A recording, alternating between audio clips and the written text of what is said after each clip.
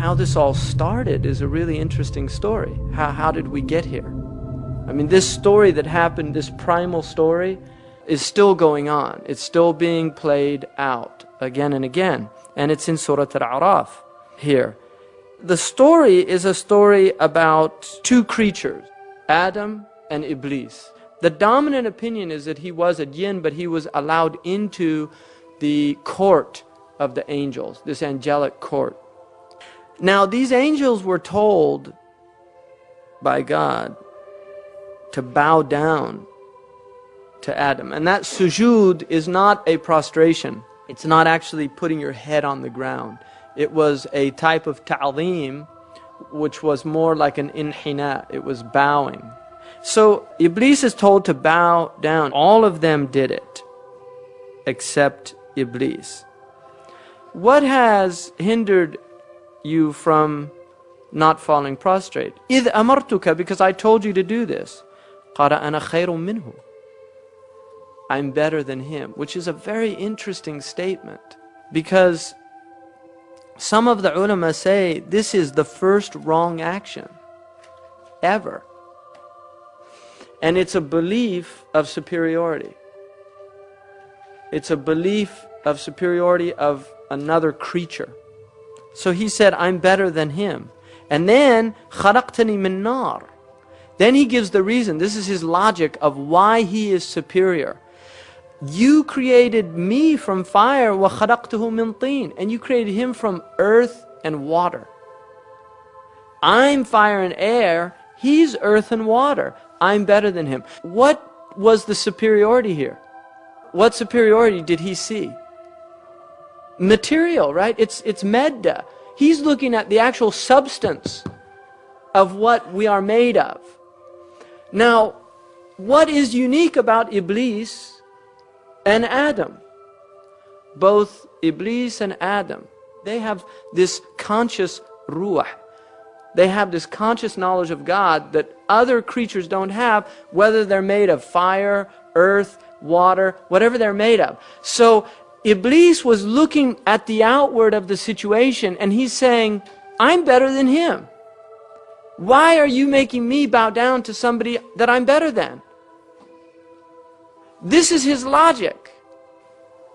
And there's a lot of people that fall into that type of reasoning in the world, and it causes immense problems in the world. قَالَ فَأَهْبِطْ, then go down. Now this is a command to him. مِنْهَا فَمَا يَكُونُ لَكَ أَن تَتَكَبَّرْ فِيهَا. It is not for thee to show pride here. In other words, you're in the divine presence. This isn't the place for pride. If you're aware of God, you can't be in a state of pride. And therefore, he was cast out of this presence, because the two can't go together. And then he says, فَخْرُجْ إِنَّكَ مِنَ الصَّاغِرِينَ. Get out of here, because you are the saghir. You're not better, you're worse. You're the humiliated one because of your pride. Because of your pride, you've put yourself under the thing that you thought you were over. So the actual thinking that you were over this other creature has put you under that creature by default. So go out. His kufr is called kufr al-isyan. It's the disbelief of disobedience. And then he says, قَالَ أَنظُرْنِي أَنظِرْنِي إِلَى يَوْمِ يُبْعَثُونَ. Give me some reprieve. قَالَ إِنَّكَ مِنَ الْمُنظَرِينَ. You've got this reprieve. قَالَ فَبِمَا أَغْوَيْتَنِي. This is really key here. بِمَا أَغْوَيْتَنِي. Now, because you led me astray. Right? So he's blaming, now he blames Allah. This is the beauty of Iblis. Look at this foolish intellect. First, he says, why didn't you do it? And he says, because I can't do that, I'm better than him. Then he says, Bima aghwaytani, you made me go astray by telling me to do it in the first place. Because I couldn't do it, you said do it. And so it's your fault. It's not my fault, it's your fault. See, he's blaming God for his problems.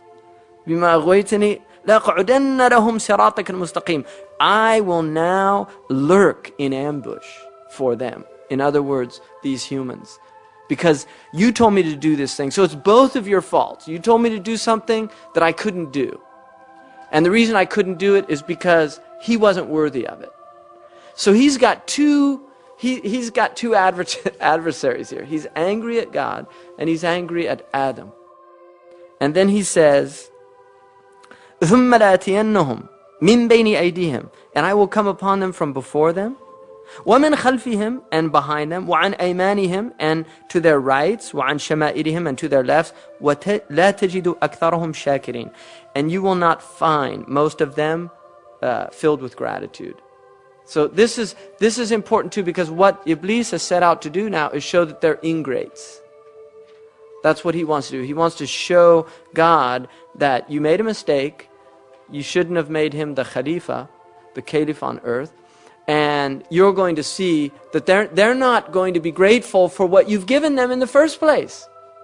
And so it's very interesting, this story, because what it's telling us is that if you place God in his right position and you place yourself in your right position, which is that you see God over you and you're under, in prostration, in this state of submission, shaitan has no access. When does shaitan flee according to the hadith? When you're in sajda. Because he can't bear that. Humility before God. And then Allah again, قَالَ خُرُجْ مِنْهَا مَذْءُومًا مَدْحُورًا. He banished him again, degraded, banished. And then he says that whoever follows you, لَمَنْ تَبِعَكَ مِنْهُمْ لَأَمْلَأَنَّ جَهَنَّمَ مِنْكُمْ أَجْمَعِينَ. I'm going to fill Jahannam with them. Those people that follow you, you're their imam. And you're headed to that place, so you're going to take them with you. So if you take him as an imam, that's where he's taking you. So Allah gave him the ability to go into our bodies and play with our minds, to be able to so inconspicuously sound in our mind as if it is our own deep thoughts, but it is actually shaitan saying his worst and evil words into our mind, whispering into our ears. And then shaitan said,